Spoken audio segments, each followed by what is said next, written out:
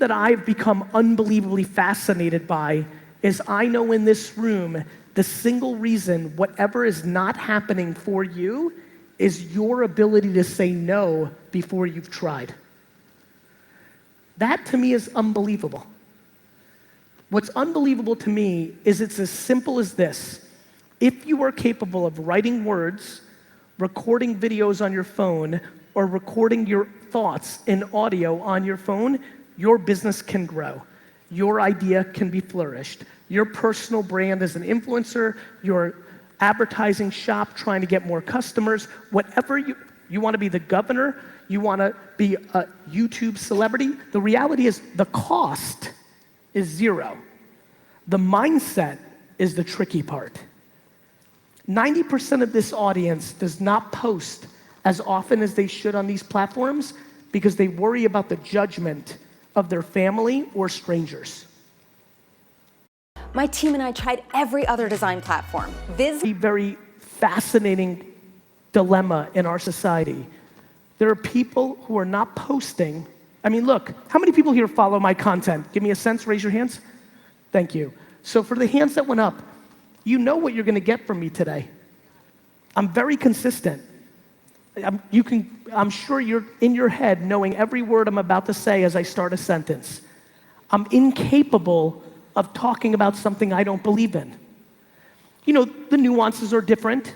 Obviously, Twitter doesn't play in this country the same way it does in the US, right? TikTok's moving quicker in Asia and the US than it is in other places.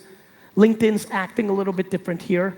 WhatsApp has higher growth here than it does in the US. There's nuanced differences, but my friends, this is not about America or Brazil, this is about human beings. In America, in Brazil, in China, people worry about their parents' opinion. In America, in Brazil, in China, people care about strangers making fun of them in the comments. In America, in Brazil, in China, the opportunity to build your business or your personal brand has never been easier. People see more people doing it and they think they're too late. The real answer is 99% of the people in here do not have the patience and stomach to actually achieve it. They want it so fast. My friends, I did Wine Library TV on YouTube in 2007 to 2010. For 35 minutes a day, 5 days a week, I would stay up and work on Twitter for 4 or 5 hours looking for people who were talking about wine. And for 3 years every day, very little happened for me. Very little. People now start an Instagram account, post for 6 weeks, and give up because they're not getting enough followers. We've become remarkably impatient. We've become remarkably entitled. And so the reality is the following. Tactically, how many people here are B2B companies? They have an agency servicing clients or something of that nature. You're in the B2B business, raise your hands. For everybody that raised your hand, you must do one of two things consistently starting tomorrow. Number one, start a podcast in your industry. You must. Start a podcast, go on LinkedIn, go into your inbox and email 25, 50 people and ask them to be guests on your show. And number two, you must attack LinkedIn more. I think people very much underestimate how much is happening there in this market. I did the homework, it's there. People don't see it because not that many people are doing it, which is the reason it's most interesting. It's so funny, when I speak at these events, people always fall into two groups. Number one, they don't want to do it because it's new and they want to see other people do it before they do it. Or number two, other people are doing it so they think they're too late, so they don't want to do it. People are split up in two places of not doing. We live in a world where everybody has a reason for no.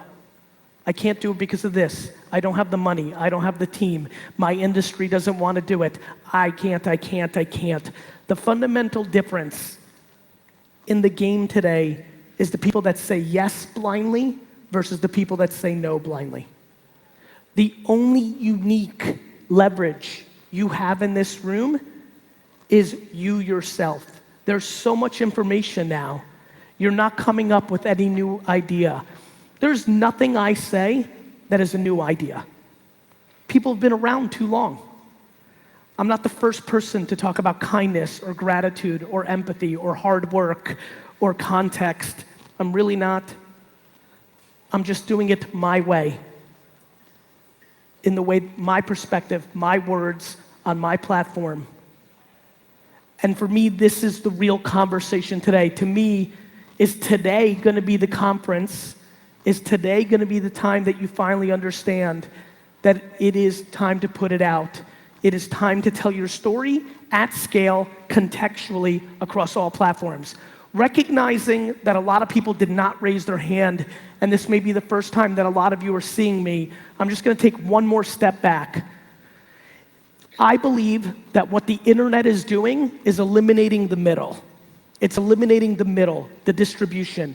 When you look at Uber or Amazon, or if you look at Netflix, what it's really doing is separating out the middle, and it's leaving it to one of two places: the product, the story, the service, and your ability to tell that story. I believe this is very important because this is not, even for the youngsters in this room, this is not the world we necessarily grew up with. A world where the entire middle of distribution has been commoditized because the internet has become the middle, and the focus on not just the quality of the product, but more importantly, the deep focus on the ability to communicate has never become greater.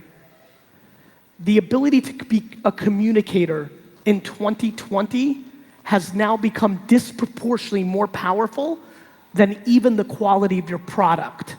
And that may be confusing, and it's a very interesting debate, but the reality is a product is a subjective product. One more time, B2B who does services.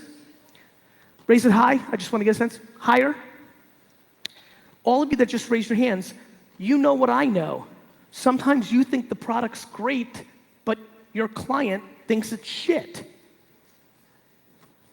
Other times, you kind of know that the product is shitty, but the client thinks it's great.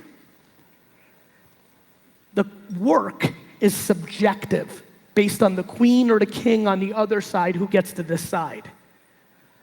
Your ability to be a phenomenal communicator, how many people see it, where and how, is less subjective. The content in it is subjective, but the results are there through the leads, through the results that come through it.